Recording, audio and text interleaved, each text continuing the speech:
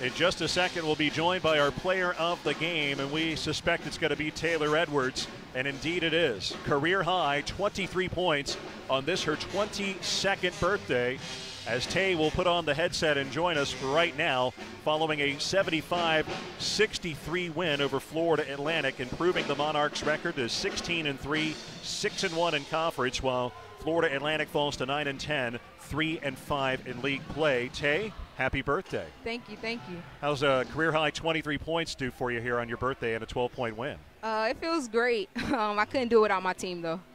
Tell us about how this game went. It seemed pretty hard-fought for the most part, but you all found your stride in the second quarter. What was the difference? Yeah, they played hard. We both played hard. It was like a battle, tick-for-tack game. We just had to find our rhythm. Like, we knew we came out with good intensity. We just slacked a little bit, but then we picked it back up. How excited do you get when you see you're at the top of the key and the opposing defense is just leaving that middle of the lane wide open like they did for your first quarter? It feels great. I mean, that's what I do. I get downhill, just doing what I do best, getting downhill. So it feels great. I mean, they left it open, so I guess I just took advantage of it. Defensively, you guys, I thought in the second quarter, probably one of your best quarters of defensive basketball. Talk about that, what you guys did to create that. We came out strong the first half, and in the second half we knew we had to continue it.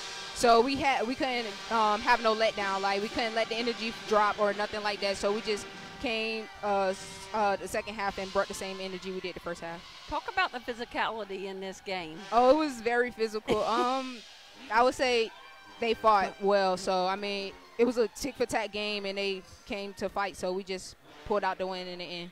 Time's winding down on your senior year. These games are just flying by. What's this experience been like here for you? It's great. I wouldn't want to do it with no other team. My teammates, they make everything fun for me. It's my last year.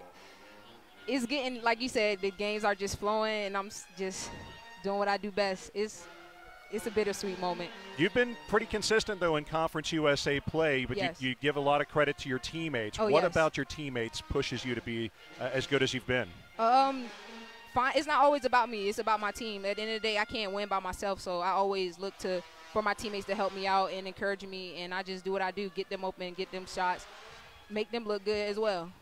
Well, again, happy birthday, and congratulations on the victory, and look forward to seeing you back at home on Thursday night. Thank you, thank you. Doug Ripley, Susan Montgomery, now joined by the head coach of the Monarchs in game number one of our day-night hoops doubleheader on the network, Nikki McCray. Her Monarchs improved to 16-3 overall, 6-1 in Conference USA with a 75-63 win at Florida Atlantic. And, Coach, it was bruising, it was taxing at times, but you get the victory. Yes, I thought we had a great start. Obviously today is Taylor's birthday, so want to wish her a happy birthday. I thought she really played well and just had her way in the paint.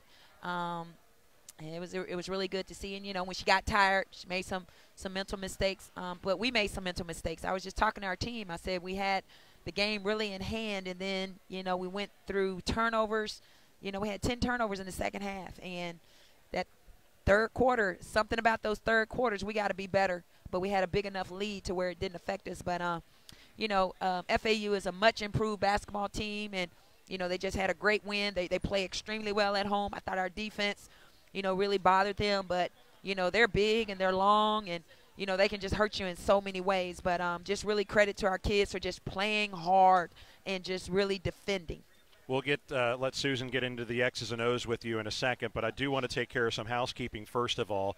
3 players I do want to get your update on. First of all, Victoria Morris did not play at all in the first quarter, and then also Amaya Register going out with an injury early in the third quarter, and then Marie Reichert late in the fourth quarter. Can you tell us about each of their statuses? A coach's decision on Vicky not playing. Marie, I think she caught a cramp. And Amaya just got a little stinger, from what I know with her elbow. I don't know the extent of anything. I'll know a little bit more, but that's about it. Okay. Coach, I just want to talk to you about your bench. We talk about that all the time and about your depth, but today you really had production from your bench. Definitely, and that, that's where we can separate ourselves is with our bench. People got to come in and do their jobs, and I've been saying this. We're not shooting the ball particularly well from 3. I don't know what's going on. I mean, we got to find our range. But you got to be productive. If you're productive, you're going to play on the floor. But we need people hitting shots. And Maya's been very consistent from 3. So we're going to pray that she's good. But our defense and our rebounding have been solid. Asia Wayne she's playing with a poise and a calmness about her, which is good. Amari bounced back and had double-digit scoring. But Taylor's just been really solid.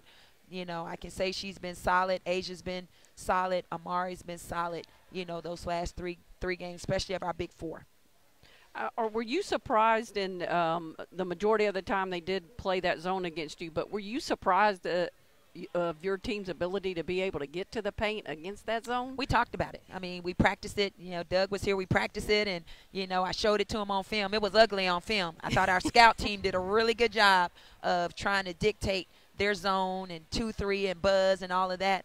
But, you know, when you got shooters and you got penetrators, it's hard. And we just really talked about the gaps and the angles and just really seeing the floor. And I thought our kids did a really good job. But 17 turnovers in the second half, we gotta clean that up. Taylor Edwards, you mentioned a second ago, 22nd birthday. She beats her new age by a year today with 23 points, a new career high.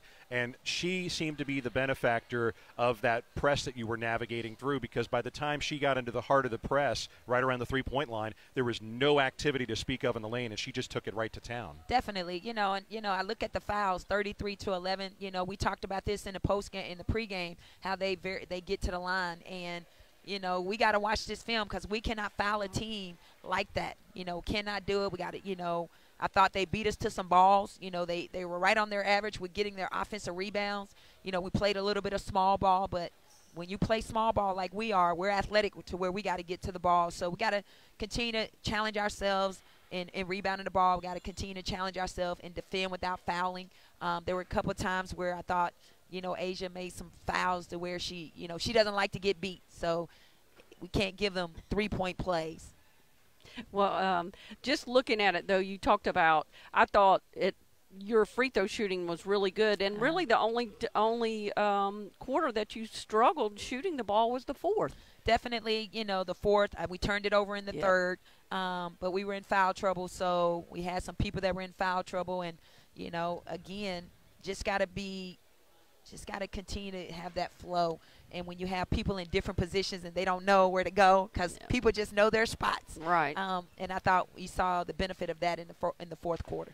Southern Miss, Louisiana Tech, both come to your home ground next week. How excited after this 2-0 week in Florida are you to take your team back home? Very excited to go home.